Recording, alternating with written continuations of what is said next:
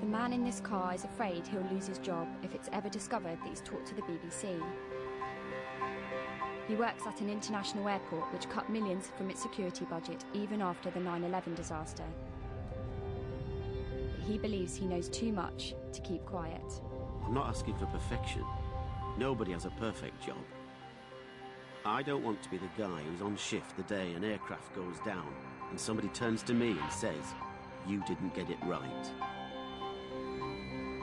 He's so concerned he's helped get me, a BBC reporter, onto the airport security staff.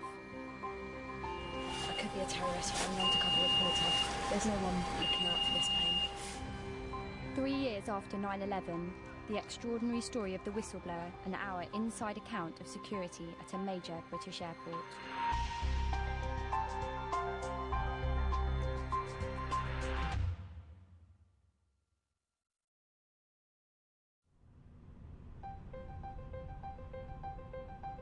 Manchester Airport will never forget the man who tonight blows the whistle on security failings at Britain's third largest airport. He's been filming with the BBC for the last 12 months. We've tried to protect him by replacing his voice, but he still fears being discovered. He thinks the risks he's running are overshadowed by those taken by passengers at Manchester, an airport where he claims security is a shambles. A BBC producer was the first to meet the whistleblower nearly a year ago. The whistleblower was nervous, using a code name, Scholes. He handed over CCTV footage he described as the tip of the iceberg. It showed an airport where staff numbers were so low that people seemed to be struggling to do their jobs. These passengers are going through an unstaffed checkpoint and heading for their plane. They are brought back only to prompt a series of almost comedic security errors. A member of staff turns up, but has to do the job of several people at once. He turns the screen on, but he can't monitor it as he has to go off and help passengers load their bags. The baggage belt is rolling, but there's nobody to check the X-ray screen. He has no colleagues to frisk the passengers or search their luggage. Even if the security man had been monitoring the bags, he would not have seen anything. The screen is not working yet. The first passengers go to their plane unchecked. It was hard to believe that this could happen after 9/11 and at such a big airport. But Scholes told us how more than 200 staff had left following the decision to cut security. He told us it saved £8 million, but left security holes for terrorists to exploit.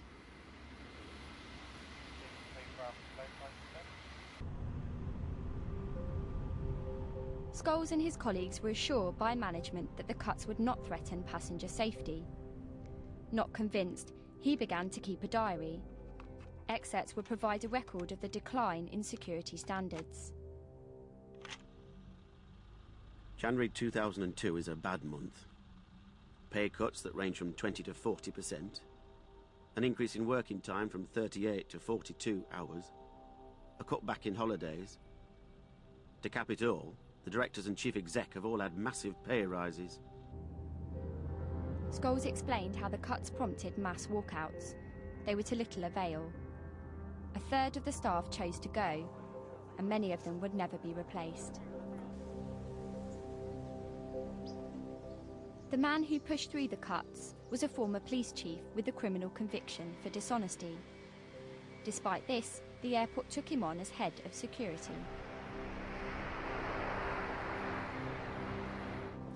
Last year, staff were having to cope with more and more passengers.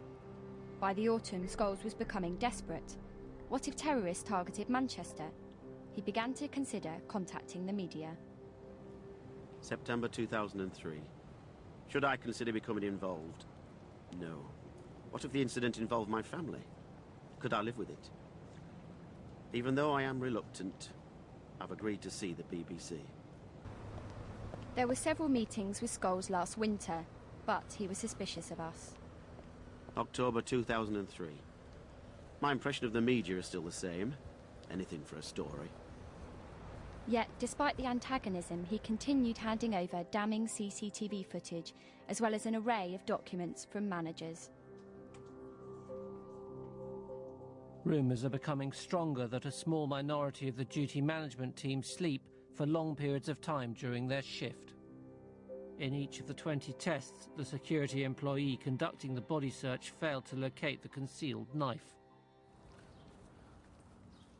There were more meetings in the spring as fears of a terrorist attack on Britain grew stronger and attention focused on airport security. This evening there's visibly heightened security at Heathrow. Intelligence Chief Sir Edgy.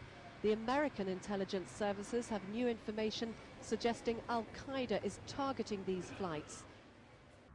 We urge Scholes to go public. I've considered it, but I have a lot to lose. An awful lot to lose. If I disclose my identity to you, I'll get the sack. There's no two ways about it. So we decided we had to get the evidence another way.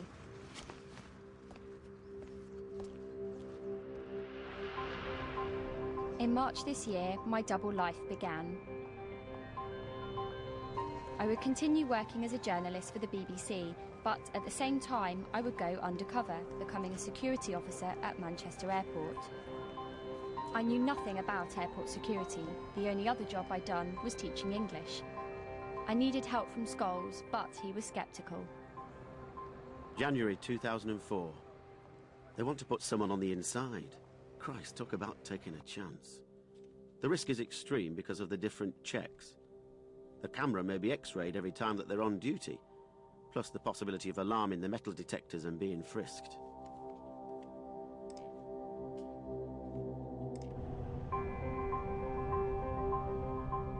Scholes agreed to be filmed with me as long as the meetings were well away from the airport.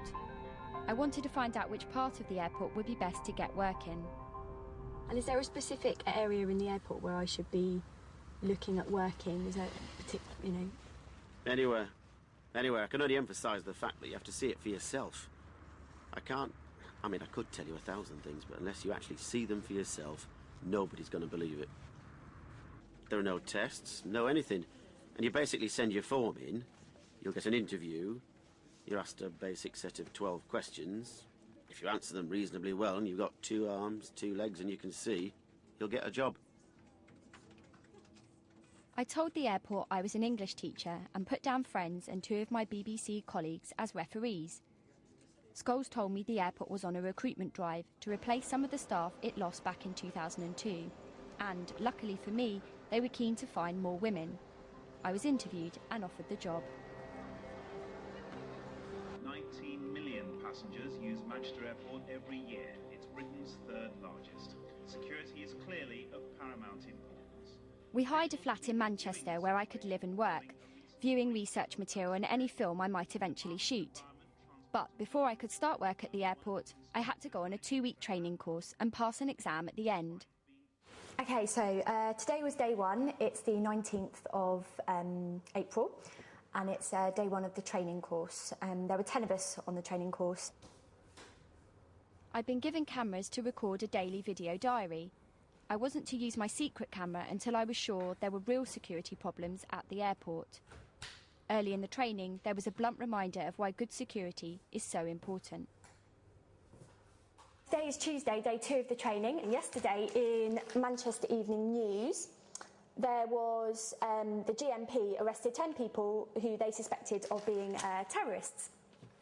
This of course had everybody talking this morning about it.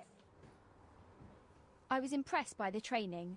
They stressed the importance of thorough security checks and the risks if I got it wrong. I passed the exam and was now fully qualified. Okay, well, today is Tuesday, the 27th of April. Got issued my uniform, had to wear it today. This is the shirt. Looks like I'm going to be wearing it for a lot of hours.